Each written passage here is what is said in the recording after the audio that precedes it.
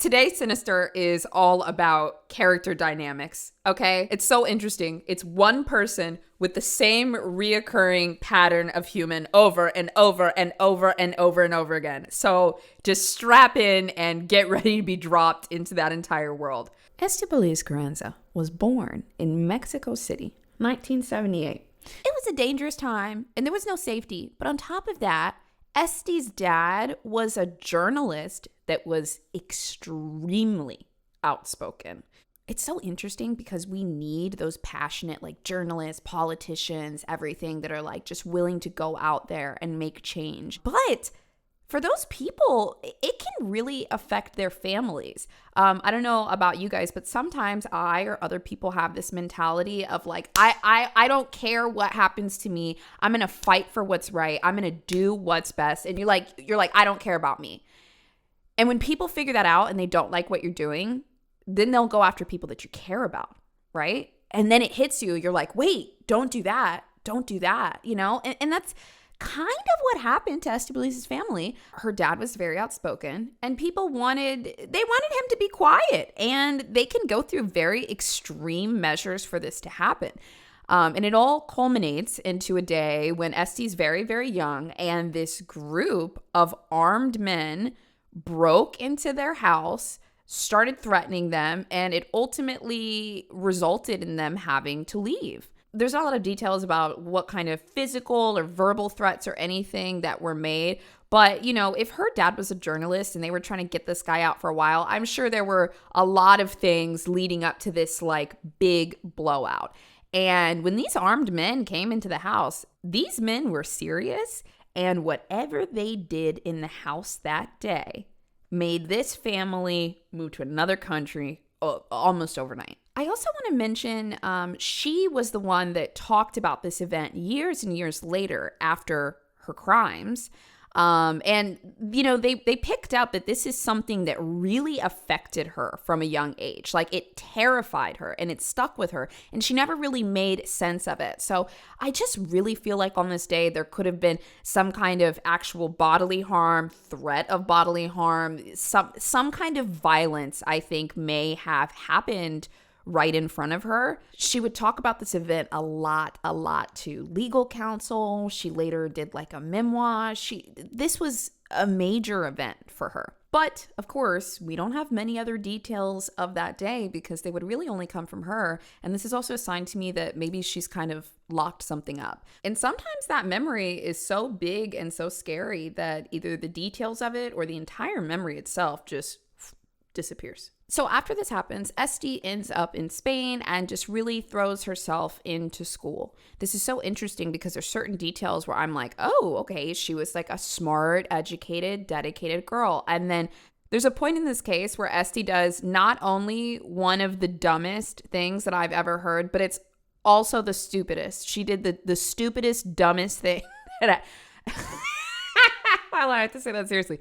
She did one of the dumbest, stupidest things that I've probably heard of in a true crime case, but we'll get there. But in her younger years, when she was in school, she really, really excelled. And she also knew 4 languages.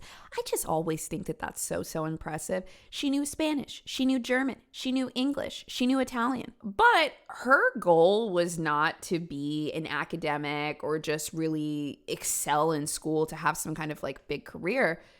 She really wanted to be a mother. And, you know, her parents would say, Esti, you're so smart. You know, you have these opportunities. Now, they moved from Mexico City, which wasn't quite as expensive as Barcelona. Barcelona was much pricier. So, you know, things were difficult. And they really tried to encourage her, like, no, you're a smart girl. Like, you need to go to school. You need to do more. But Esti was like, no. I want to have a baby. I want to have a couple babies, and I want to be a mama. So fast forward a little bit to when she's 22 years old, and like the boys in town are just not hitting, okay? Nothing is catching her eye. Nothing, it looks like it's going to give her that family that she wants, and things just feel kind of stale. So she decides that she's going to move to Berlin, Germany. She already speaks the language, speaks multiple languages. She's just gonna, you know, fit into the culture, and she got a job at a restaurant.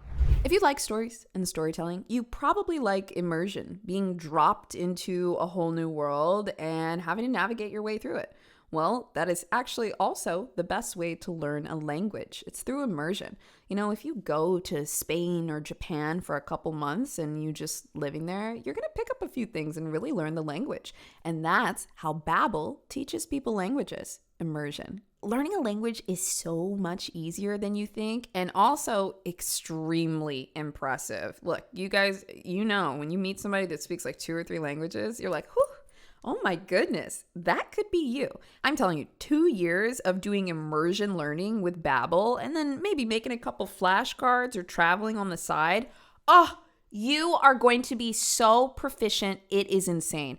And learning languages is fun. And look, you don't have to stress yourself out learning language. You don't need to pay hundreds of dollars for tutors or download any of those kind of game language apps that don't work and they just make you feel like you're learning something. No. Just give Babbel 10 minutes a day and you can literally be on your way to learning a brand new language. Also, can you think about how impressive it is when you're traveling and you can actually order food or ask for directions in a different language? Girl, stop. Download Babbel. And guess what? I'll give you 60% off. Yes, 60% off. I know, it's crazy. You're welcome.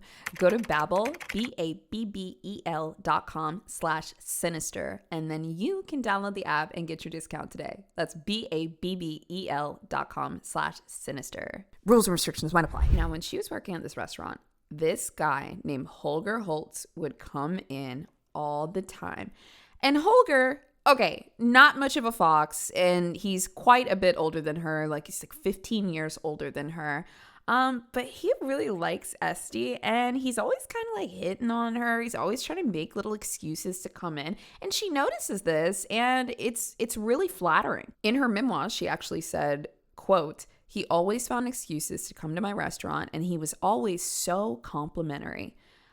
So he's laying on the charm thick, truly. I always say, dude, if they were laying on the charm a little too thick, red flag, red flag. So Holger makes her feel desired. He makes her feel loved and attractive. He makes her feel like she's worth pursuing.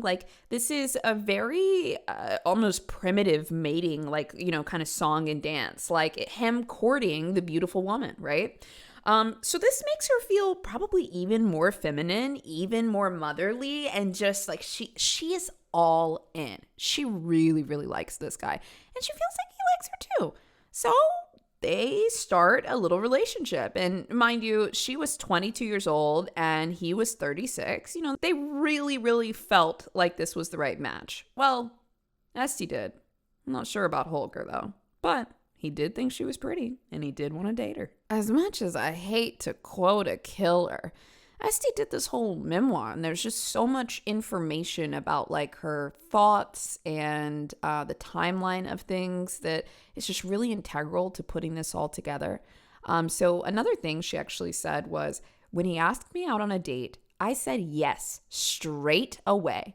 And a few weeks later, when he asked me to marry him, I said yes. This is such a red flag to me on both ends. This is kind of an older guy. He could just be a serial monogamous. He might just think she's very pretty. He's older, single, turning on the charm. I'm this is something we're going to have to watch. We're going to have to incubate for a few months. And they just jumped right into it. I feel like we see this a lot in true crime cases. These really just short flings turning into full-blown marriages or affairs in some capacity, because people that don't understand and don't value love just give it, and they say, here, take what I have. And the other person says, oh, I need that, I'll take that. And they're like, yay, this feels great. And then everything just blows up, There's a sense of desperation in a lot of the ways that Esti recaps her life and her relationship, and it just all leads back to children. Now, I ask you, did Holger just lure her in, or did he really love her? I don't know. So they're together, they're married, and off the jump, it's not good. The only thing they seem to have in common is that they both really, really, really want to be loved, and that is just not a sturdy foundation for a relationship. But not too long after they got together, another thing happens. Holger ends up getting extremely involved with the Hare Krishna, which is, it's kind of culty, okay? It's kind of culty. Now, the Hare Krishna is based off of kind of like Hindu scriptures. So you would think, oh, okay, maybe this is just like a little branch of that. And it's just, maybe a little more strict. But when I actually looked this up, I saw that the more formal name for the Hare Krishna is International Society for Krishna Consciousness. How do all the cult people pick culty names? Like, if you want to trick me and you want me to join it, you need a name that is like less culty, okay? Like Twin Flames Universe it sounds culty, but I'm surprised they didn't go International Society for Twin Flame Consciousness. Like, you gotta, like, this, I don't know. These people just pick the cultiest names, all right? So Holger goes deep into this religion or belief set or something, right?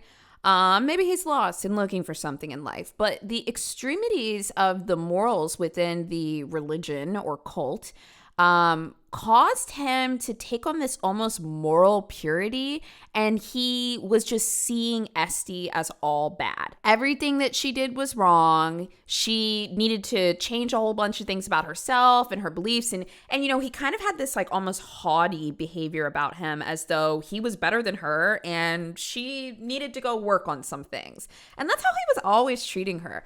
They begin to get very resentful of each other. And this is interesting because resent in a marriage or a relationship, like, this is something where you have an issue with your partner and then it tangles up and it builds and binds. And resentment can take quite a bit of time to really build up.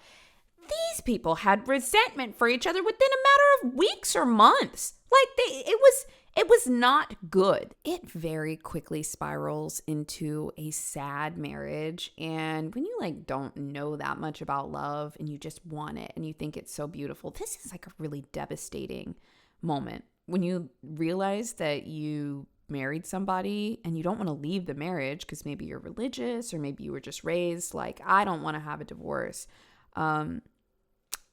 It's just very devastating. So Esti still longs for the passion that they had in the beginning of their relationship, the romance, the excitement, the reciprocation. It feels like it's gone forever. But, maybe she can get what she came here for, which is a baby. That's what she wants. I mean, this is my husband. Give me a baby.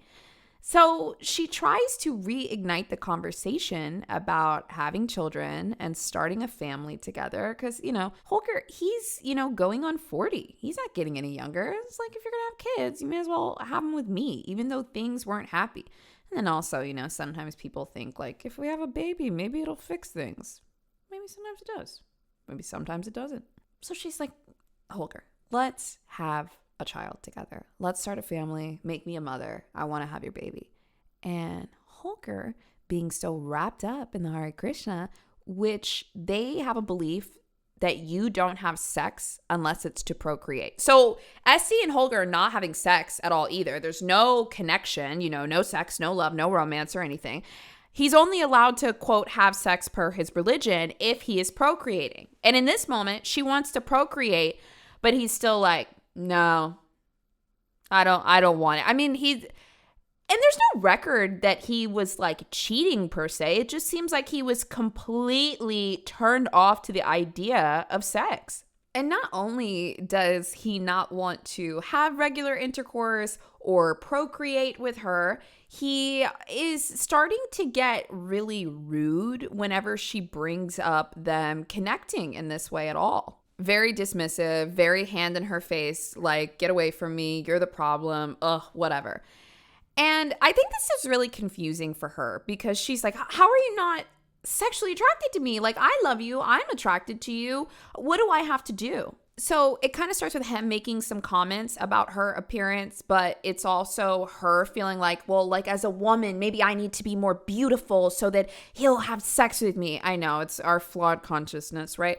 But she thinks that, and he's making comments about her appearance. So she's like, okay, I'm going to keep up with everything. I'm going to always have my hair done really nicely. I'm going to get a little Botox. I'm going to get a little lip flip, get a little something, right? And so she's trying so hard to win him over. And this is like a pattern that if kids feel like they need to earn love from a parent, like if the parent doesn't show a lot of emotion or they're never handing out any praise, just constantly doling out like criticism and mixed signals, a person is going to start to learn that they have to earn love and they have to jump really high just to get like a little grain of something.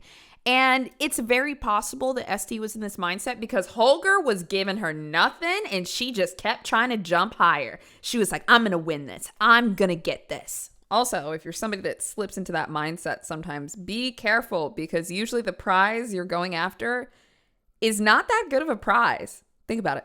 So Esti is trying so hard with her appearance, trying to be a little more seductive, just anything to like win her husband back. And he starts pushing away even further. He would say things to her like, there's more to life than just sex. I mean, it's like very much coming from like the Hare Krishna thing too. But like, I mean, this is devastating to her because it's basically like, hey, I see everything you're doing and this is disgusting. Goodbye. Like that's just how it feels. Hello, do you need a website? If you do, Squarespace can help. In fact, Squarespace isn't just going to help. They're going to do it all. I mean, sure, you're going to have to click a couple buttons, but trust me, it's way easier than you think. They have hundreds of templates. You can just scroll through, pick one that you like that fits your brand's image, and then customize it from there. From the fonts to the colors, the positioning, adding in your own images. And oh my God, they made it so easy to do in the web browser. It's not complicated. It's not frustrating. It's very intuitive. They also have set up an entire system where you can sell courses online or you can sell products. I mean, it's got a built-in shop. You can see all of your information. You can take payments from customers, flexible payments, by the way, and you can just have everything all in one place. Look, whether you have a business or a passion project that you're trying to get together, people need to know where to find out more about your business. I mean, look, have you ever wanted to go to a restaurant or check out a store? The first thing you're going to do is find it on maps and then look at the website. But if they don't have a website, then you're like, oh, this is weird. Maybe I shouldn't go there. And look, you don't want people to think that about your business or your passion project. Have a website, okay? It gives people a little bit more information about what they want to know. Now, if you want to make it easy, all you got to do is hop into Squarespace and build that site today. So, what are you going to do? You're going to take this 10% from me, and then you're going to go to squarespace.com/sinister. Or just squarespace.com, and then, you know what? No. Squarespace.com/sinister. Go there and then you can register your website, make your account, and then also claim your discount, okay? Help me help you, okay? You use my code, helps me out, and I get you 10% off. You know what I mean? It's a pretty fair trade. Guys, go to squarespace.com/sinister and you can start your website today. And because I know where this story is going, I'm really trying to understand, like, how did we get from this? Because I think that's an experience that a lot of women have had in relationships before, where they just essentially feel like their femininity is being destroyed by their partner for some reason, right? I'm trying to figure out how we got from here to what Esti did.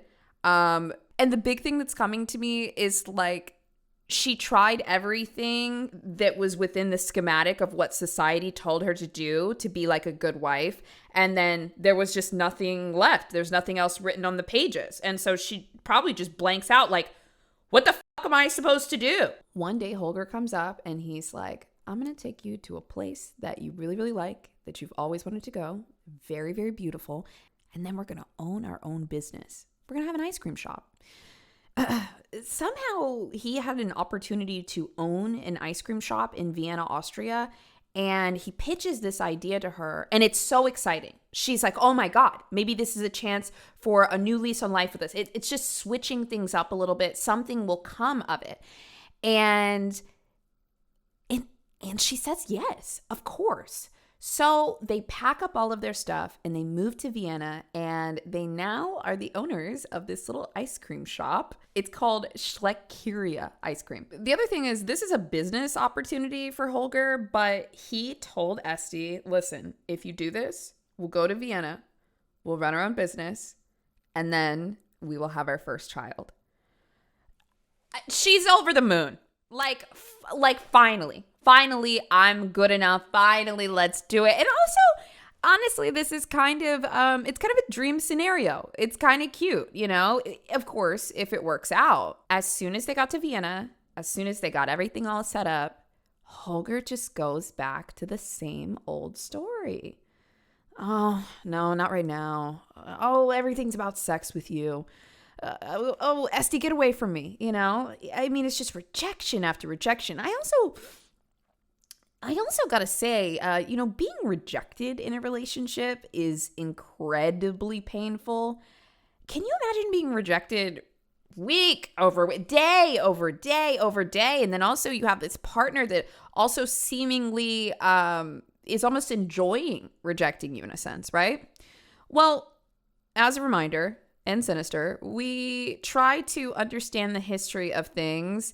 And then there's a point where we turn our empathy cap down. So I will now be asking you guys if you can reach a hand up and start to turn your empathy cap down. This is the point in the story where we go from Esty being in fairly normal situations, stressful, traumatizing, but we all go through a lot of things. And this is where things start to get weird. So when you're dealing with a really bad partner, and you've only been together for maybe a year or 2 years, and you're young and pretty, and you're 24, 25 years old, your life is just beginning. If your relationship's not good, you might start to fantasize about a divorce. You might start to fantasize about other partners. But in most cases, we don't start to fantasize about murdering our spouse. Now, you guys out there that have been in 20-year marriages, I don't know. I don't know what you guys are going through. But 2 years in and you're dreaming about murdering your spouse, get a divorce. Leave. Go. There was no account there.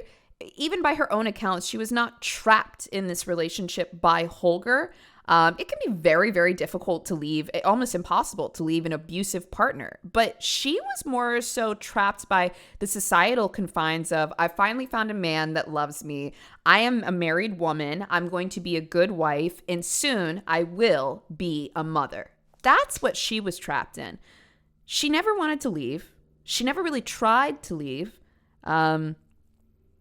She just decided she wanted to kill him. So obviously our marital situation is getting increasingly worse. But remember, guys, we also have a business over here, the ice cream parlor. So they own it together. And because she used to work at another one, she, one, loves kids. Obviously, there's a lot of kids coming in and out of the ice cream parlor. And then two, she's done this before. So Esty is just like the perfect little ice cream maven. She's up front and she speaks 4 different languages. And she's like, oh, what do you want? She's got her little apron on. She took a lot of pride in this kind of like homemaker, like very pretty, cute appearance. And she's crushing it at the ice cream parlor. And guess who's not? Holger. He's not much of a businessman. Now, you guys might think, it's an ice cream parlor. You just scoop, press a couple of buttons, and take the money, right?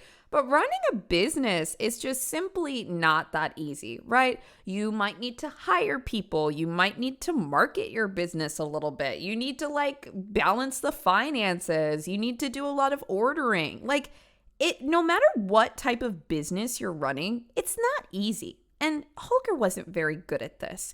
Nor did he care. He thought that he was just going to put Essie in the front of the ice cream shop and she was just going to be a little baddie and they were going to make a bunch of money. He was not pulling his weight on doing all the administrative and logistic stuff on the back end. So Esty is feeling rejected. She's feeling unloved. And now she's got this crappy business partner for a business that she actually really quite likes. So she decides to try to step up and help manage it a bit while he really does nothing.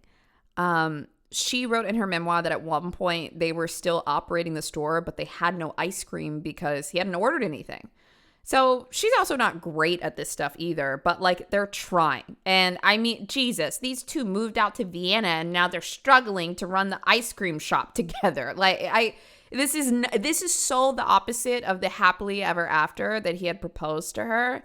But for some reason, they're both still here. And also, I don't know why Holger is still here either. Like, do you not like her? Then, I don't know, go on. Do something else. Maybe he was asexual. Maybe it didn't matter. He just wanted to trap a partner. I don't know. But neither of them were happy, and the business is failing. So they're trying to keep this thing running. And she's coming in and day out. And maybe she enjoyed, like, helping the kids, giving out the ice cream, all of that. She tried to be bright when she was working the counter at the ice cream parlor. But also, I want to remind you guys, too, a lot of this information comes from Esti's memoir. There's lots of sources, but there's a few things that, we pulled from her memoir.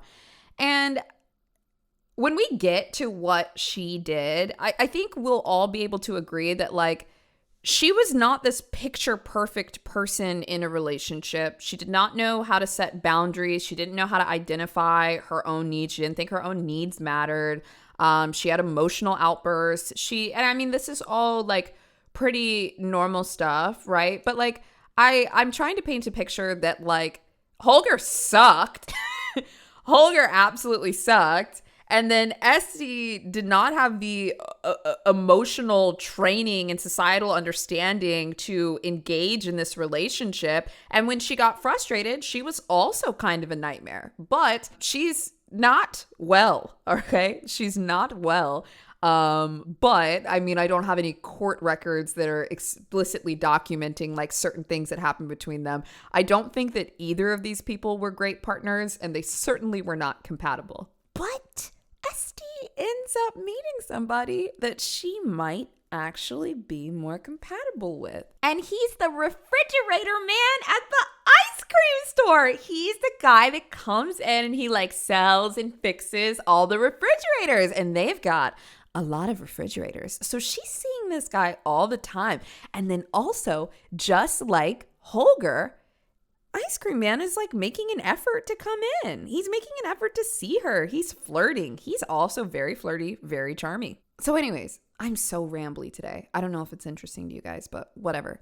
The guy that she meets, the new guy that she met, his name is Manfred. And Esti and Manfred, they start talking, they start chatting, and she just starts laying it on about her marriage, okay? She's talking so much smack about her spouse, but Holger is the biggest thing in her life. Her two biggest things in life are the ice cream shop and her husband, Holger, and both of those things kind of go hand in hand. So, yeah, she starts venting about this to him and just spilling everything. And of course, Manfred is eating this up because this pretty girl that he's been seeing at the ice cream shop not only doesn't get along with her husband, but she's telling him about it.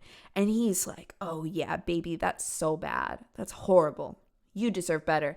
And so she's and then he did this. And Manfred's like, oh, I would never do that to you. And this is so interesting because, one, they're doing something that happens all the time, not even in just affairs. It can happen with anything. It's intimacy bonding over a common enemy. Two people start to talk shit about one person, and then they think that they're close now because they both don't like this person, and they feel closer every time they talk smack about this person. But when you take this person out of the equation, these two people, they don't know anything about each other. The intimacy is not real, okay? So they're intimacy bonding over a common enemy, which is her spouse. And also what she's doing in this time, which she doesn't realize, is she's telling Manfred everything that Holger is doing wrong and what upsets her and hurts her the most. And then it's giving him information of just what to say, because now he knows exactly what you need to hear. And it's easy for somebody, like, in an affair situation to be this perfect kind of knight in shining armor when you're spoon feeding them everything that you don't like about your spouse. Then this new potential partner is just going to do the opposite of everything you hate about the spouse. And then they're just going to tell you everything that you want to hear. I think that this also creates a goal if this third party person is toxic, that's, like, coming into this, like, relationship or affair or something, because some people, for their own self-validation, will want to get you to leave your partner so that they can feel like they're worth it, like they're important. Like, oh, so it kind of creates this little goal, right? So obviously I'm inferring some information, but of what I've gathered, what I feel like was happening, I mean, this is typical affair stuff, right? Is Esti and Holger have a terrible, terrible relationship. Esti meets the first guy that gives her attention and effort. This is apparently important to her. She always mentions the effort. And then she starts talking shit about her husband to this new guy. And this new guy is like, wait, this like young, hot woman is interested in me? Yeah, baby, keep talking. Yeah, you should totally leave your husband. Yeah, I'll take good care of you. Come on, yeah, totally. And it's just building day over day over day over day.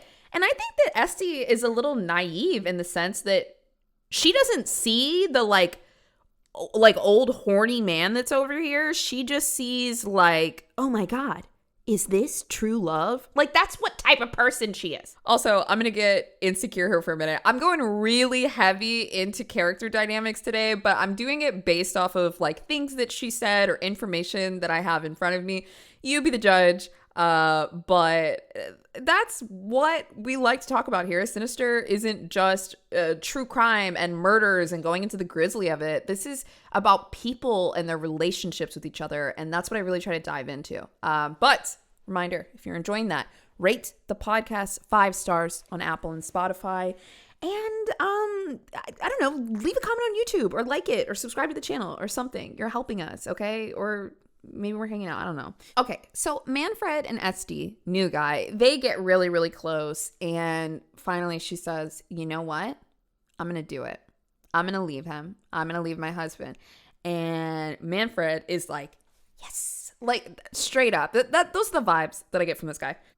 So Esti tells Manfred, and then she tells Holger. She says, I want a divorce. I want to get out of this. And this is a big conversation to have. This is a big move for her. So first husband, Holger, who she's getting the divorce from, he really liked to play video games. He loved to play video games, and he loved to make her feel like anything that she said or did was in one ear and out the other. And when she proposes this divorce, which is a huge moment, he's like, yeah, I agree. Which honestly to me almost feels like even another form of rejection, which she's been feeling the entire relationship. But he's just like, yeah, for sure. And she's like, okay, well, I have someone new that I'm going to be with. I don't know if she told him that, but like just anything she fires off, he's like, okay, whatever. And they go through this whole thing. And then at the end of it, he says to her, oh, by the way, I'm not moving out.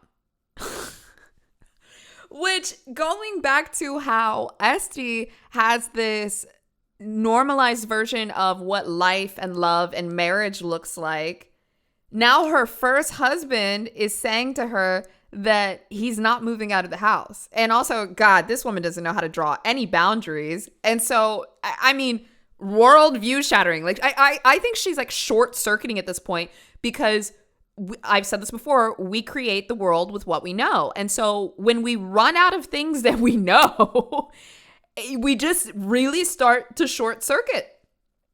And he said, I'm not moving out. And so she's like, what do you mean you're not moving out? And he just keeps doing his thing. And then she just accepts it. She just accepts it. And so now she's been in this nightmare relationship for like years.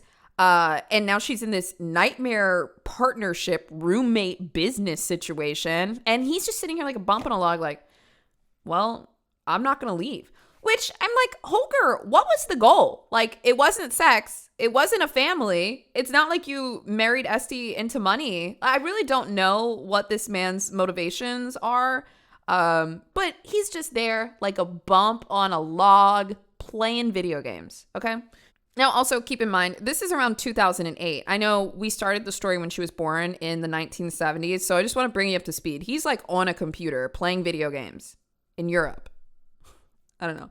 That's just what's happening. So he's still at the house, and this is just stressful. It's infuriating. It's too much to handle, but she doesn't know what else to do, so she's just continuing to do it day in and day out. And then there's Another blow of bad news. Well, actually, there's good news and there's bad news.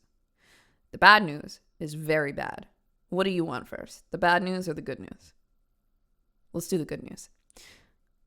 So the divorce is finalized. Holger and Esti are no longer legally married. Yay. Considering he wouldn't leave the house, this could be a very difficult moment, because what if he says, I'm not signing that? I don't agree to these terms, But it works out and they get the divorce. And now she is home free to love Manfred however they choose to exist in this world. But Manfred came back and he said, you know what? Congratulations on your divorce. But let's just stop doing this. Let's cut it here. This was a blast, though. This is why I said earlier that I was like, maybe Manfred was the kind of toxic third party that comes into a relationship that just wants a beautiful woman to leave for his own validation. And then afterwards, he doesn't want to commit further, right? And that's kind of what he did to her. It was like, okay, goal achieved. I made a hottie leave her husband. What's next? So how do you guys think Esti is feeling up until this point? I mean, really, have I done a decent job of trying to describe her character to you? This is she's a soda bottle, and the soda bottle is just really being shaken up. So her frustration starts to turn into rage on April 27th, 2008, while her first husband, Holger, is playing video games once again. This is probably also very frustrating for her because he's not taking care of the apartment. He is not running the business. She's managing and running everything up front. He's just not doing anything. And he's just sitting here playing video games and not listening to her and telling her he doesn't want her. And she's trying to talk to him and he just doesn't care. As she's trying to talk to him about something, she's pissed. He just doesn't care. There's also something very infuriating about when you're angry or getting louder and somebody is responding to you with even more and more minimization. Could have been some kind of like trigger for her, but in the interrogation, she kept mentioning that he was playing video games. She was very angry and very spiteful about something with the video games. And maybe it was being ignored, being dismissed by a man, something like that. So she went into another room and she grabbed one of his guns and she shot him in the back of the head 2 times. The way I just described it to you, that's how it happened. There's also something so interesting about this. He had a gun collection that he really, really liked, and she always hated how much he loved his gun collection. She hated it. It was very annoying to her. He loved those guns more than her, and that made her sick. So the fact that she went and took one of those guns and killed him so impulsively, it kind of reminds me of the Manling Williams case, where Manling's husband loved to collect samurai swords. And she also hated that he loved this weapon so much, seemingly more than her. And Manling killed her husband by slashing him up with a samurai sword. There's a previous episode on that if you haven't seen it. But some very interesting similarities because Manling's husband also really enjoyed playing video games. Esti's husband really enjoyed playing. It's just some very small, but just some interesting parallels there for, you true crime junkies. Manling's husband, Neil, loved playing video games, loved collecting some type of weapon. Same night, she gets frustrated with him with the video games and then takes a thing that he loves and kills him with it. And then vice versa. Esti basically did the same exact thing. So, I love looking at similar mechanisms between, different cases. So, and also in the Manling case, that also involved an affair partner as well that was unrequited. Interesting, huh? Somebody dive into the similarities between those two because that is just very interesting to me. Anywho, so she walked up to him with a .22 caliber Beretta pistol and she shot him. In her memoir, she described the day as very peaceful. There was nice weather. She said there were children playing outside. But she blacked out her emotions and everything in that moment. She couldn't describe what she was feeling then, but it appears she was able to kill very effortlessly very impulsively with absolutely no remorse. So now Holger is dead. So remember when I said that Esti could be a smart girl or she could be a very, very stupid, dumb girl. This is the moment where it gets pretty dumb. If you have watched true crime at all for more than a year or seen more than 20 or 30 episodes of a show, what is the most common and the dumbest way that people try to get rid of a body? This is how you'll know if you're a true crime junkie or not, because you know what the number one answer is. You know what the number one answer is. They take a bottle of something flammable, whether it be gasoline or liquor, and they pour it on the body and then try to light it on fire. That's how you can find out how much somebody watches true crime. Ask them, if you pour liquor on a body and you light it on fire, how much of it will actually disintegrate? If they say more than 50%, they've never seen any true crime story in their entire life, because so many people try to do this and it doesn't work. So that's exactly what she does. She takes a bottle of schnapps, and which also, it's not moonshine, sister. It doesn't have a very high liquor content, but she takes this bottle of schnapps and she dumps it on him while he's slumped over, and she sets the body on fire. And she sits there watching it thinking like he's just going to completely disappear and turn into ash. And maybe some people actually think that that's possible, but look, true crime people and first responders right now, they're like watching this, they're like, yeah, that's literally never going to work. But what she does do is creates a little bit of a mess, because in the apartment, a body is burning and it smells like flesh.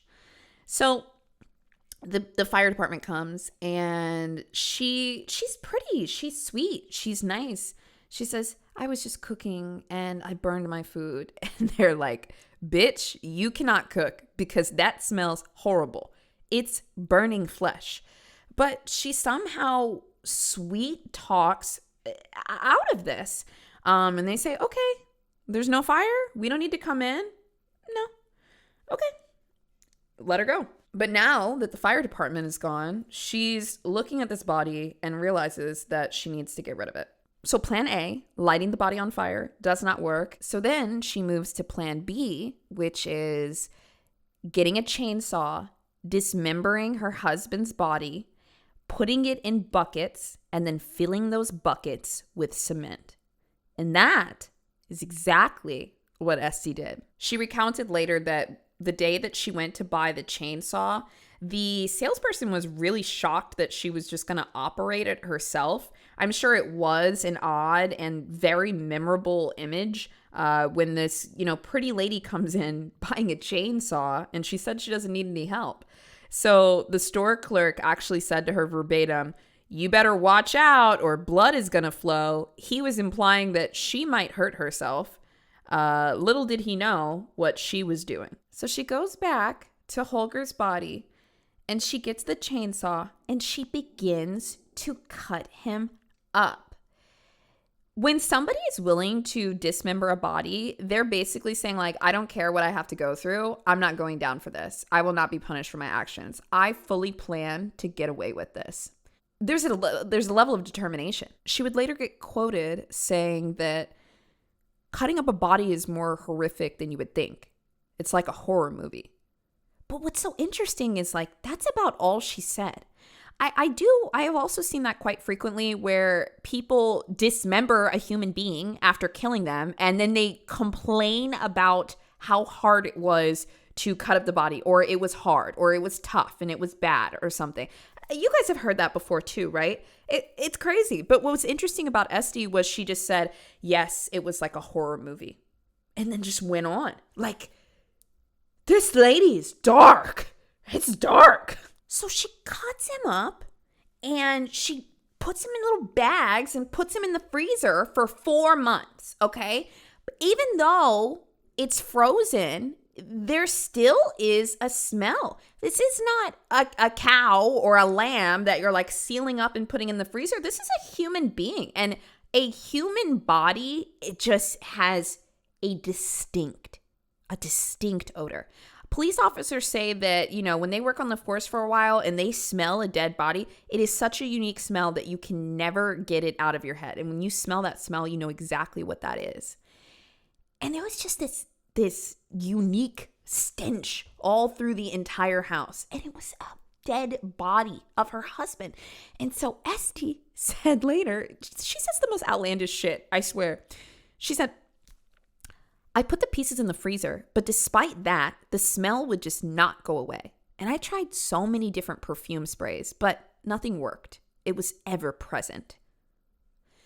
Just the delivery of some of the stuff she gives too is just wild to me. So here she is, ice cream lady, done cut up her husband with a chainsaw, and she's spraying body spray around the house trying to get rid of the smell while she figures out what she's going to do, but she'll just keep clocking into work.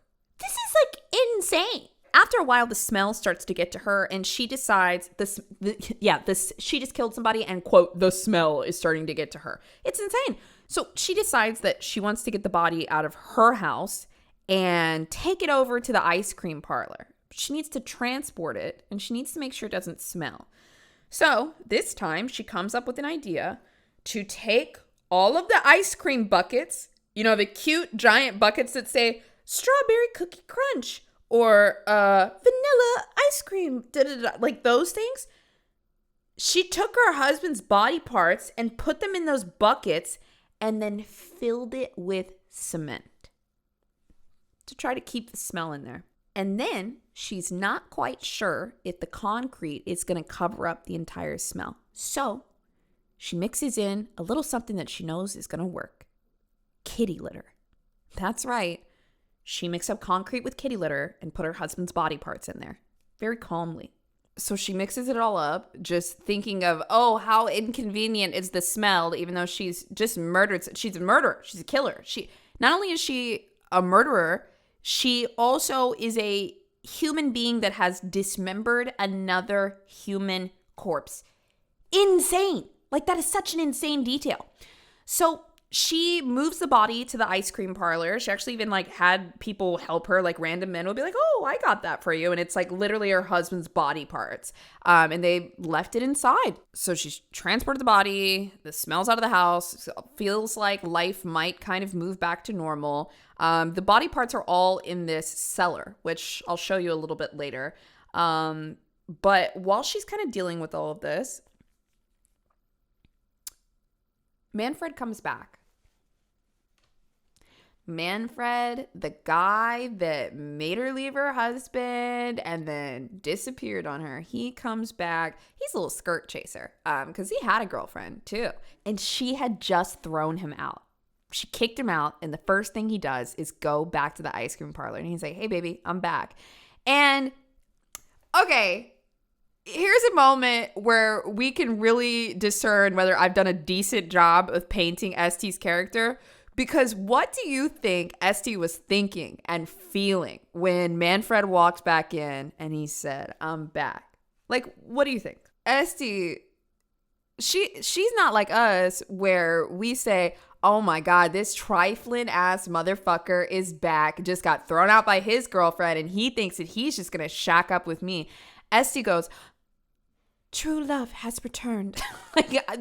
That's how anytime a man puts in effort, she is hooked, okay? Effort and charm, it's over. Even though he did her so dirty, they're talking and it's on again. He also needed a place to stay. So he's, Esti now has the place to herself. He's staying over there a lot, going out some nights too. But she kind of realizes that Manfred is a little bit distant, and she finds out he's cheating. This is kind of a semi-relationship, but she's taking care of him, and he's claiming that he cares about her, like they're inching into something serious. But she goes through his phone and finds he's on dating sites. He had nude pictures of other women. There were messages. There were meetups. Oh, he doesn't care about her at all. it's just so blatantly obvious. And this is like not a moment where Esti switches to, well, let me try to jump higher so that he loves me. She's just fed up. Okay, also, sorry, I just found the quote that she said about this. Everything she says is just so cold and just dark. She said, verbatim, I found pornographic pictures of other women, including one text message from a woman asking him when she was going to see him again. Like, just everything is so matter of fact. And also, she had found his dating profile through his phone, but there was a section on there that really bothered her where he described his dream woman, and apparently his dream woman was nothing like her. I don't know. I don't know what it is, but when you're dating somebody and you realize you're not their type, oh my God, it's devastating. So once again, Esti continuing her pattern of not really setting boundaries, not liking direct confrontation, She starts checking his phone and his laptop pretty frequently. She's looking at his emails, his phone, his messages, and not really saying much, but like one day she does kind of like pop off and get into it. And what does he do? He ignores her. He's very dismissive. He's very minimizing, much like Holger. It makes me wonder if there was another person in her life before that was kind of like dismissive or minimizing, because she keeps picking these older men who treat her like she's not very important. And sometimes we'll pick people that put us back in patterns that we're trying to beat, right? So not only is he ignoring her, but what's also interesting is when she speaks about her relationships with these men, she's emphasizing things that are important or frustrating to her. And she put an extreme amount of emphasis on how Holger was playing video games and ignoring her, how Manfred was minimizing her and ignoring her and saying, oh, shut up. Like, we don't need to talk about this. Like to me, this strikes me as like, this is some kind of like trigger for her. Like do not ignore me. So there's one night where they get into some kind of argument about it and he just refuses to talk to her about it. And it's very frustrating. And then almost in like a form of retaliation, he actually starts flirting with other women right in front of her. And I mean, this is just such a slap in the face. And he had to have known what he was doing. She was very, very upset by this. And this is a very significant day. This all goes down. It is November 22nd, 2010. And you know, if I give you a date, something's about to happen. On this night, Esti once again confronted him about his infidelity and flirting.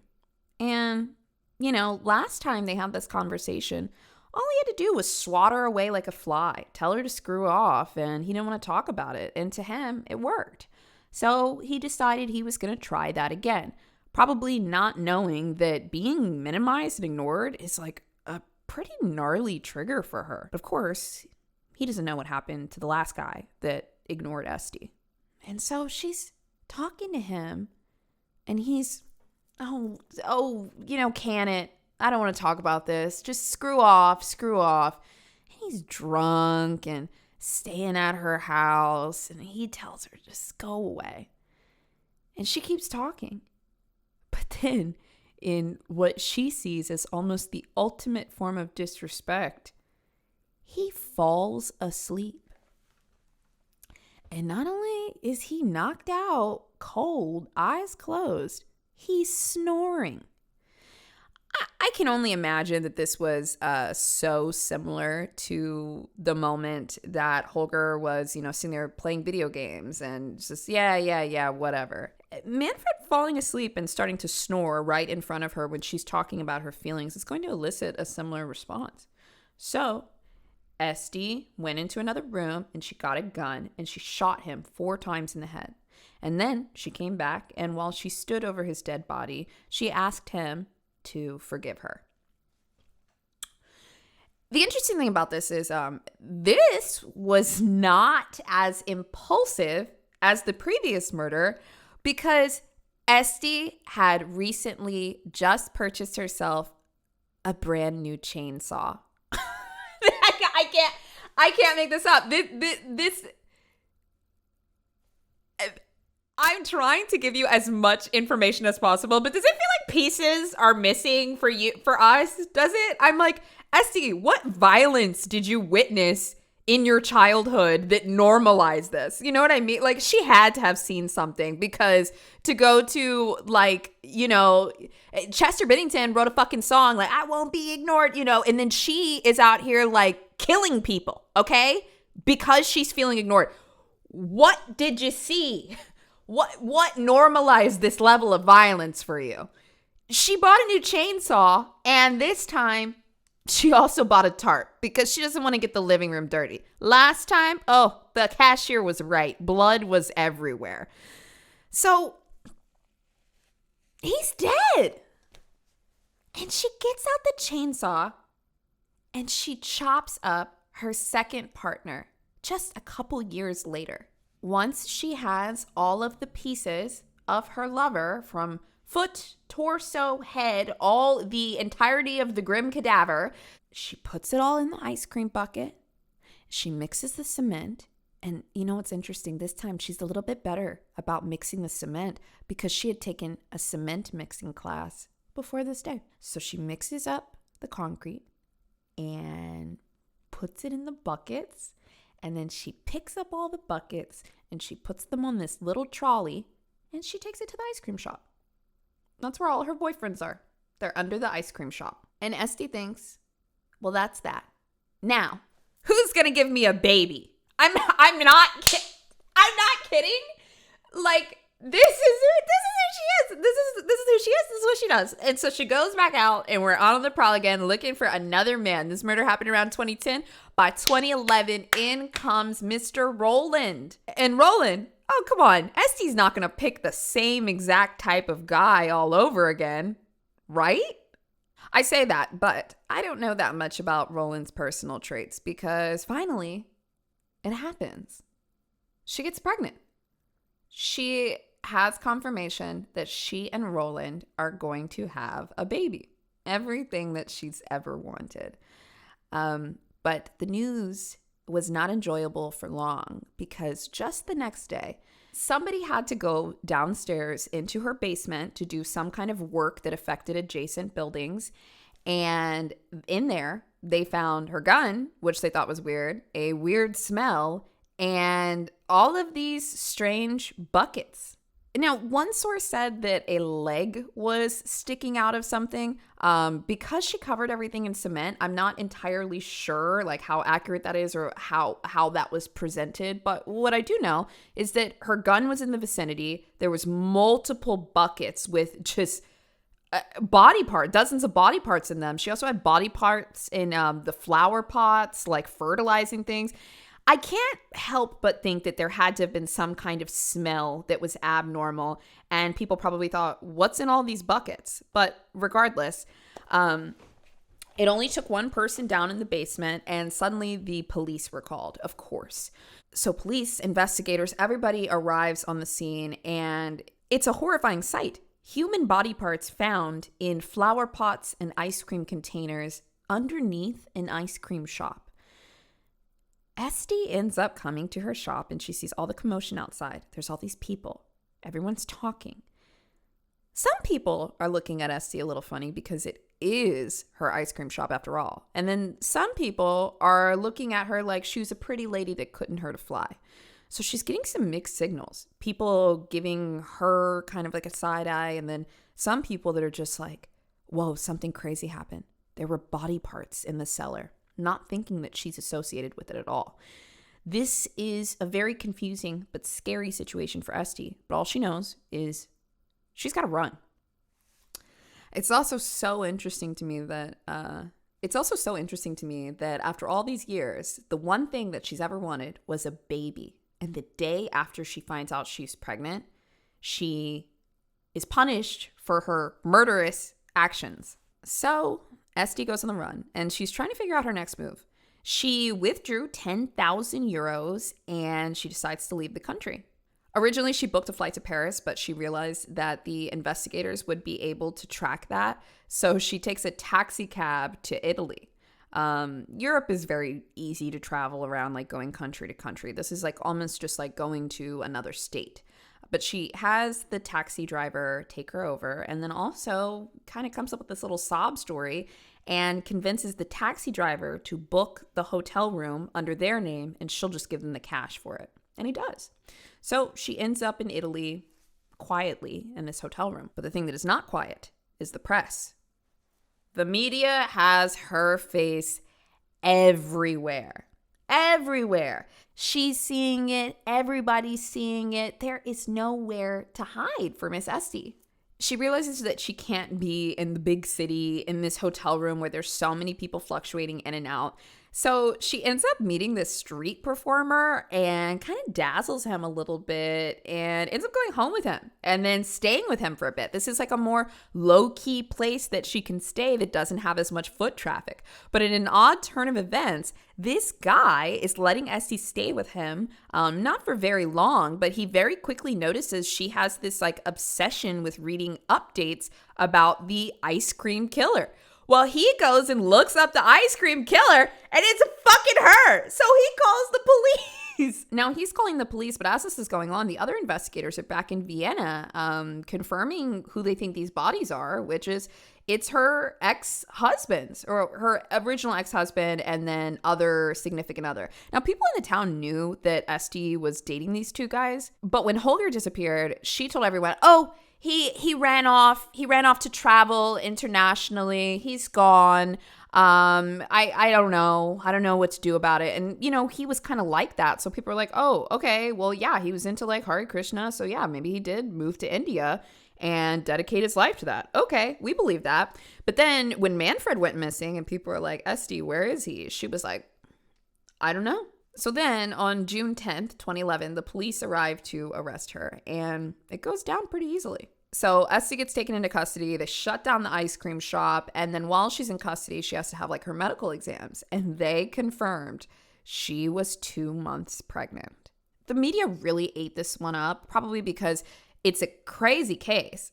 They ate it up because it's a crazy case. I was going to go into details like, oh, she's pretty, or there's ice cream, or it's her exit. It's a crazy case, okay?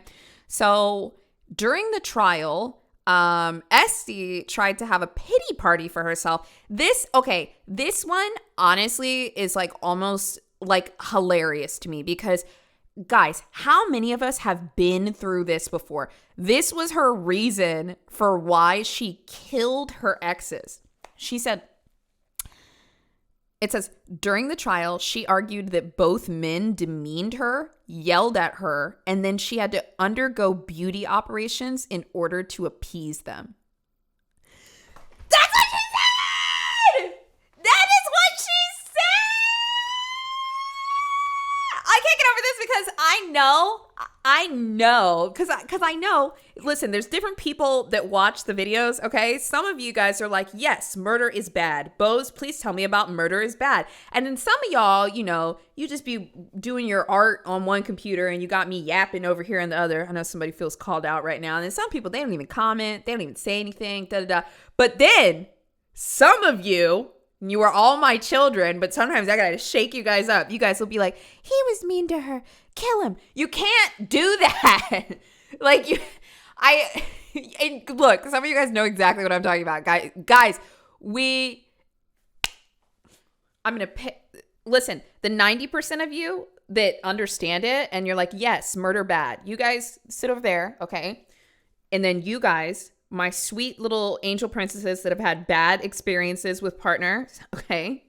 I'm going to pick you up and put you here on this little step, and I'm going to tell you, we don't kill people that are mean to us, okay? Like, you cannot say girl boss because she killed her exes, okay? So, sorry, that's just my 2 cents. And now I'm gonna pick you back up, and I'm gonna put you down and give you a lollipop or something. We don't kill people that are mean to us. In her head, it's crazy to me. It's completely justified. She said, well, he yelled at me and I had to get Botox for him to think I was hot. You know, like, that's it. That's why she said that they both deserved it. And then she harped on, you know, the minimization and the ignoring her and da-da-da. Like, to me, Esti's story, and I can't fill in all the blanks. I really tried with as much research as possible, but this is striking me as She witnessed some kind of severe violence, or maybe frequently, when she lived in Mexico City, to the point that they had to leave after that big thing happened. And I think she had somebody in her life that, you know, probably an older man that like treated her like she wasn't very important, and she really wanted to earn that person's love. And you combine that, and I think that's how we get Estibaliz. That's just what I think. Because this is all, these are things that people go through, you know? They don't chop up their boyfriends with a chainsaw. So a court psychiatrist gets involved, and they say, yes, she definitely has a personality disorder. Duh. Like, of course, right? So they said she had some mental disturbances, a personality disorder. But the big thing that the court psychologist said was, I cannot guarantee that this lady will not kill again. Nope. Cannot guarantee it. I mean, she bought the tarp beforehand. She bought herself a shiny new chainsaw when Manfred was slipping up. Yeah, she's a danger to society. You trigger her, you might be going down. So during the trial, she pleads guilty to all of the charges. And then when the verdict came in, November 2012, she was sentenced to life in prison. And her last statement was, I can't say anything other than I am sorry that I took the lives of Holger and Manfred. So then in 2014, she ends up writing that memoir that I told you guys a bit about. It's also crazy to me, she wrote it just 2 years after her conviction. She's, boom, let's fire this off. It really details supposedly her obsession with having kids and how that led to murder when these guys did not meet her expectations. Okay, my question for you guys today, end of the episode question, I throw them in sometimes, is like, what? How did we get here? Like, what drives someone to murder in this case? I mean, Esti said it was infidelity and mistreatment. No, she didn't even say it was abusive. She just said that it was mistreatment. And Esti strikes me as kind of an oddball. Just off in her own world, very cold, very calculated. Things in this world, things don't really make sense, you know?